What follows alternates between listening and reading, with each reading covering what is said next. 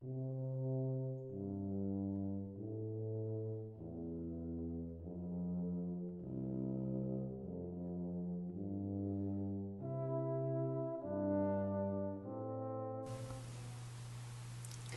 morning, genderqueer chatters. It's actually Friday morning as I make this video because normally I make it a few days in advance, but I have had nothing but internet woes for a week. I didn't have internet for 9 days.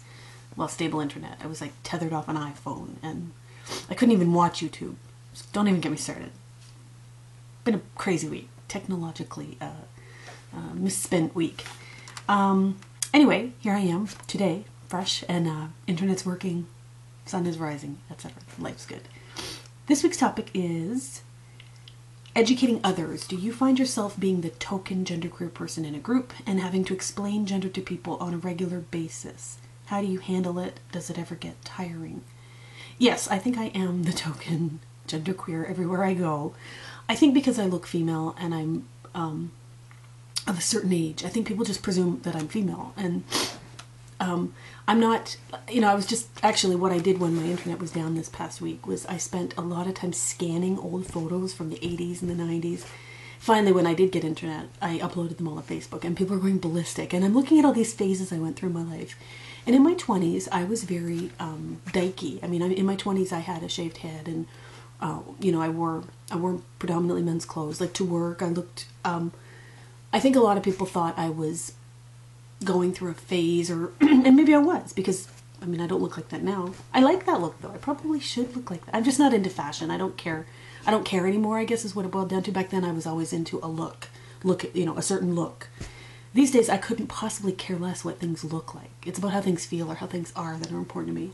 So back then I really strove, what's the word, to look masculine.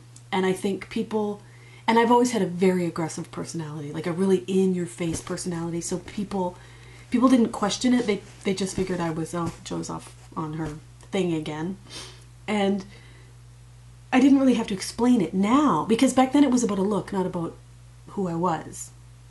Nowadays, because I identify as genderqueer very proudly and loudly, and it's a big, important word in my life these days, I really do like to bring it up on occasion, and I like to talk about it. I love to talk about it. So when people, it's not so much about, am I the token gender, usually it has to come up in conversation. It's not overt with me because I don't look androgynous.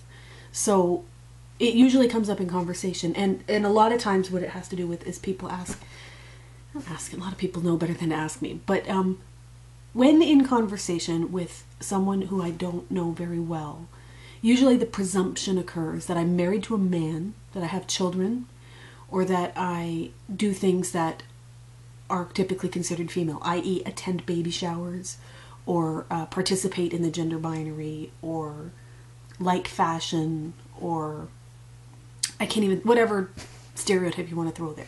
But so if I'm, and because I deal with a lot of people in the course of my day, I'm a traveling computer technician, so I go to schools and I'll meet a teacher. Every day I meet somebody new, and every day I present this way, and every day somebody makes an assumption about me. So if they say something, like no one ever says to me, oh, did you see the game last night? That's an example. They'll say something like, oh, the Golden Globes were on, did you watch them? Or so-and-so's getting married, or oh, I just had a good one is I just had a baby. Somebody in the office had a baby, somebody in the school had a baby. And I don't get excited about babies, so sometimes it's kind of obvious that I'm not like other women. But does it come up? When it comes up, I am very loud and proud, and I love to educate. I love, love, love to live my life as an example of what is possible. I've always been that way.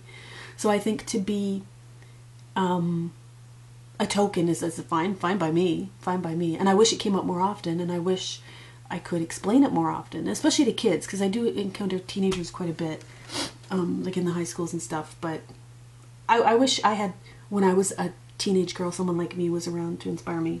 That's just what I think. Oh, by the way, it's Eli's 16th. He's meowing in the back. I don't know if you can hear him. Eli's 16 today. He was born in 1995. And I found a picture of him in 1995 on my hard drive, or in my photo albums, and I scanned them. So I just uploaded that to Facebook.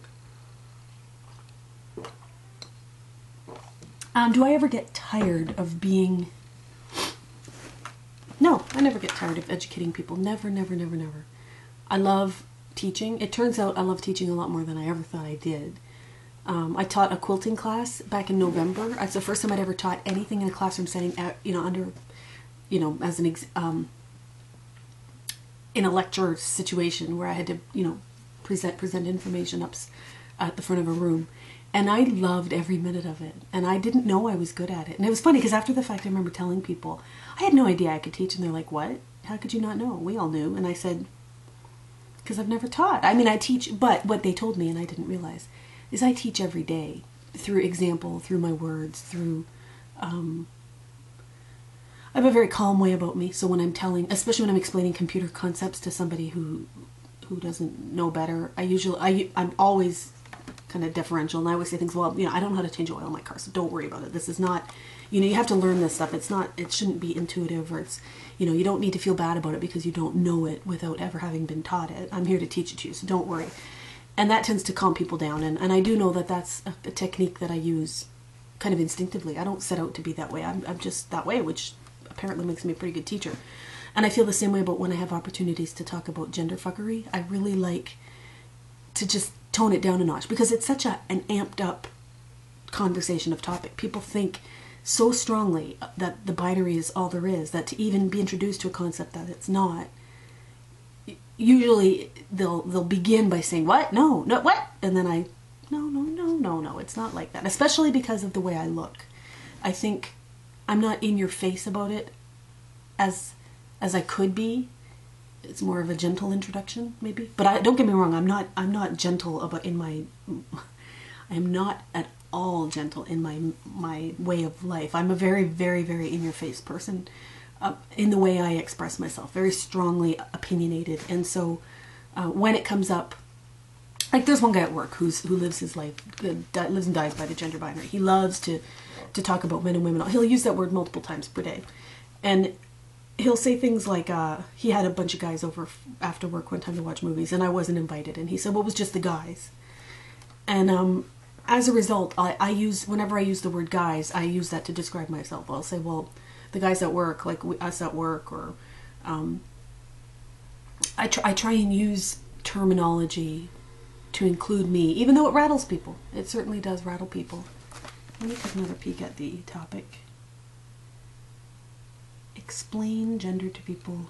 You know what, I've noticed with people of a certain age, like my colleagues, who are a lot of them are in their 40s and 50s, they don't actually care about my philosophies on gender. It really doesn't impact their life at all. They know me as either a technician or a colleague or I'll say a girl in the office, which is, I say that kind of in quotation marks, but they don't care what I think about myself or what pigeonhole I put myself into, because it's not, I guess when you get older, it's not that important. You don't need to describe yourself as something or somebody. You just are. So, how am I for time? What I wanted to do too was splice in a few pictures, and I will do that because I will have some time today, and God knows I've got the pictures. I'm going to splice in some pictures of me over the years just to give you an example of some of the looks I went through in my life. And one of them in particular was a picture taken on my 21st birthday, so 17 years ago, because I'm 38.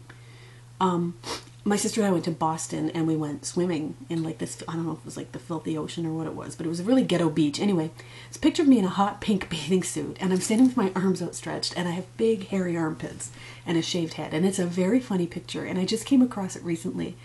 And the first thing, the old me would have been a little mortified to put that on Facebook. I mean, it's an in-your-face hairy pit shot. And the boobs and the body encased in a hot pink bathing suit are most decidedly female. So, you know, it's rattling to see a picture like that, I think, for a lot of people. And that's precisely why I put it on Facebook, because it's rattling and it calls your attention to the most obvious part of the picture. And now you have to start getting it. You have to get that, oh, that's Joe. Okay, yeah, she has big hairy pits. Okay, I guess, and I know she's not gay, so I know that hairy, looking a certain way doesn't necessarily equal sexuality. So, you know, there's not a logical leap, but there is a gentle, gradual motion into the area of gender, where sexuality used to be. I think people a lot confuse people's sexuality with people's gender. Like I said, people thought I was a dyke for years and years and years. And I don't correct them because I don't care. It doesn't matter. Or sometimes I correct them because I say, no, I don't look this way, or I'm not this way because I'm attracted to women. I look this way because I am not a woman. There's a big difference. I'm not trying to attract anybody by looking this way. I'm not trying to, because the kinds of guys who are attracted to a woman who with a shaved head and hairy armpits, there are guys out there, trust me, there's guys out there who are attracted to anything. They're just not mainstream. They just don't fall into, gender binary roles. A lot of guys are only attracted to, blonde bimbos, big boobs, and lots of makeup. And I get that. I get your sexuality is what it is. You're attracted to the look you're attracted to. You can't change that necessarily. I know what I like, and it's sad but true that I'm attracted to a certain type of guy, and I am just what they call an acquired taste. Not an acquired taste. I heard somebody say it, and it was Jonathan Ross. It was somebody on a British chat show, and he said guys like us were a specific, something along the lines of we're a specific taste.